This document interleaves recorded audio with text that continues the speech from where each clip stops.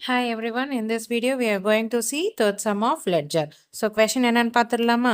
The following balances appeared in the books of Vinod on Jan 1, 2018. So asset cash 40,000, stock 50,000, amount due from Ram 20,000, machinery 40,000. So liabilities கீழே amount due to Vijay 10,000. Pass the opening journal entry and post them to Vinod's capital account. Okay. So இப்போ என்ன கொடுத்துட்டாங்கன்னா ரெண்டு டிவிஷனா ஒன்று asset இன்னொன்று லைபிலிட்டிஸாக கொடுத்துட்டாங்க. அசெட்னா என்னதுமா நம்மளோட சொத்து. ஸோ நம்மக்கிட்ட இருக்கிறது தான் வந்து அந்த அசெட்டு கீழே கொடுத்துருப்பாங்க. லைபிலிட்டிஸ்னா என்ன நம்மக்கிட்ட இருந்து போகிறது. ஸோ அதாவது நம்ம ஏதாவது பெண்டிங் யாருக்கா கொடுக்குறது இருக்குது அப்படின்னா அது வந்து லைபிலிட்டிஸ் கீழே வரும். ஓகேவா? ஸோ இப்போ அசெட்டில் என்னென்ன இருக்குது? Cash, stock, amount due from Ram. Amount due from ராம்னா என்னது? யார்? டெட்டர். பிகாஸ் அவங்க வந்து நமக்கு தர வேண்டிய பாக்கி இன்னும் 20,000 இருக்குது. ஸோ நம்ம என்ன பண்ணணும்? அவங்கள டெட்டராக கன்சிடர் பண்ணிக்கணும். ஸோ அந்த அமௌண்ட் வந்து டெட்டர்னு சொல்லி போட்டுட்டு அதை டெபிட் சைடில் வந்து நம்ம போடுவோம். நெக்ஸ்ட்டு ஸ்டாக் என்னது? It is asset. ஸோ நம்ம என்ன பண்ணலாம்? வாட் கம்ஸ் இன் டெபிட் பண்ணுவோம். அதே மாதிரி கேஷ் என்னது? 40,000 ரியல் அக்கௌண்ட்டு. அதேமாதிரி வாட் கம்ஸ்னா நம்ம டெபிட் பண்ணுவோம். ஸோ இப்போ நம்ம என்ன பண்ணலாம்? Cash account debtor, stock account debtor, amount due from Ram இருக்குல்ல அவரை வந்து நம்ம டெட்டார் அப்படின்னு சொல்லிட்டு போடணும். So debtor 20,000. அதுக்கப்புறமா machine one of the asset இல்லையா? ஸோ நம்ம அதையும் என்ன பண்ணுவோம்? வாட் கம்ஸ் இன் டெபிட் தான் பண்ணுவோம். ஸோ 40,000 வந்து மிஷினரி அக்கௌண்ட் டெட்டார்னு போட்டுட்டு 2 நெக்ஸ்ட் என்ன கொடுத்துருக்கு?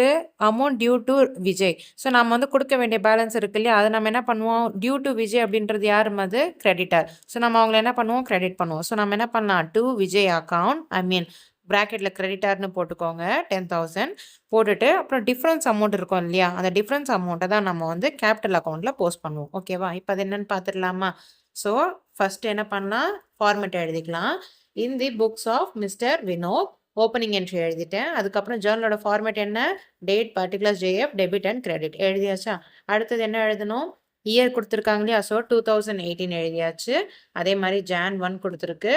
நெக்ஸ்ட் இப்போ என்ன எழுதணும்? கேஷ் அக்கௌண்ட் டெட்டார் பண்ண சொல்லியிருக்கேன்ல. So cash account debtor, stock account debtor, debtor account debtor, so machinery account debtor. So இந்த 4மே டெபிட் பண்ணிவிட்டு அந்த அமௌண்ட் எடுத்து போட்டுடலாமா? கேஷ் 40,000, அப்புறம் ஸ்டாக் 50,000, அப்புறமா டெட்டார் வந்து 20,000, அதுக்கப்புறம் மிஷினரி வந்து 40,000. ஸோ இது எல்லாத்தையுமே என்டர் பண்ணிவிட்டு நெக்ஸ்ட் இப்போ கிரெடிட் சைடில் என்ன போடணும்? கிரெடிட்டார் அக்கௌண்ட் எழுதணும் இல்லையா? ஸோ கிரெடிட்டார் அக்கௌண்ட் அதாவது இந்த விஜய்க்கு நம்ம கொடுக்க வேண்டியது இருக்கு இல்லையா? அது. ஸோ அது 10,000 எழுதியாச்சு. ஸோ இப்போ நம்ம என்ன பண்ணலாம்? டிஃப்ரென்ஸ் அமௌண்ட் கண்டுபிடிக்கலாம். ஸோ 40,000 + 50,000 + 20,000 + 40,000. ஸோ டோட்டலாக நமக்கு எவ்வளோமா வந்தது? ஸோ 1,50,000 1,50,000 வந்து -10,000 கிரெடிட்டார் அமௌண்ட் இருக்கு இல்லையா? ஸோ அது. ஸோ 1,50,000 - 10,000 எவ்வளோ நமக்கு வரும்? 1,40,000. ஸோ அந்த 1,40,000 டிஃப்ரென்ஸ் அமௌண்ட் தான் வந்து நம்ம எழுத வேண்டிய அந்த capital amount. So to Vinod's capital account எழுதிட்டு அதை வந்து கிரெடிட் சைடில் எழுதிக்கலாம். ஸோ 1,40,000 எழுதியாச்சா? நெக்ஸ்ட் நம்ம என்ன எழுதுவோம்? நரேஷன் எழுதுவோம். ஸோ நரேஷன் வந்து பீயிங் பேலன்ஸ்டுன்னு எழுதியிருக்கேன். ஓகேவா? ஸோ இப்போ டெபிட் அண்ட் கிரெடிட் வந்து பேலன்ஸ் ஆயாச்சு. ஓகேவாம்மா? நம்ம ஜேர்னல் என்ட்ரிஸ் எழுதுனதுக்கு அப்புறமா அவங்க என்ன பண்ண சொல்லியிருக்காங்க? கேபிட்டல் அக்கௌண்ட்டில் லெட்ஜரில் போஸ்ட் பண்ண சொல்லியிருக்காங்க. ஸோ நம்ம வந்து லெட்ஜரோட ஹெட்டிங் எழுதிக்கலாம். அப்புறமா கேபிட்டல் அக்கௌண்ட் எழுதிட்டு லெட்ஜரோட ஃபார்மேட் என்னமா? Date, particular, JF, amount debit side எழுதிட்டு அதே மாதிரி கிரெடிட் சைட்லையும் டேட், பர்டிகுலர், ஜேஎஃப், அமௌண்ட் எழுதிக்கலாம். அதுக்கப்புறம் என்ன பண்ணலாம்? நம்ம இப்போ கண்டுபிடிச்சி வச்சுருக்கோம் இல்லையா? கேபிட்டலோட வேல்யூ அதை வந்து பை சன்ட்ரி அசெட் அக்கௌண்ட் அப்படின்னு போட்டுட்டு 1,40,000 போஸ்ட் பண்ணிடலாம். ஸோ அதோட டேட் என்னதுமா? January 1 அப்படின்னு எழுதிட்டு பை சன்ட்ரி அசெட் அக்கௌண்ட் 1,40,000 எழுதிக்கலாம். அடுத்தது என்னது? இப்போ நம்ம இந்த சைடில் எதுவுமே இல்லாததுனால அந்த அமௌண்ட் ஃபுல்லாகவே வந்து இங்கே கேரி டவுன் பண்ண போகிறோம். ஸோ கேரி டவுனுக்கு என்ன சொல்லியிருக்கேன்? அந்த மந்தோட last date. So 2018 January 31 to balance carry down எழுதியாச்சு. அதுக்கப்புறமா அந்த அமௌண்ட் 1,40,000 அப்படியே கொண்டு வந்து இங்கே டேலி பண்ணியாச்சு.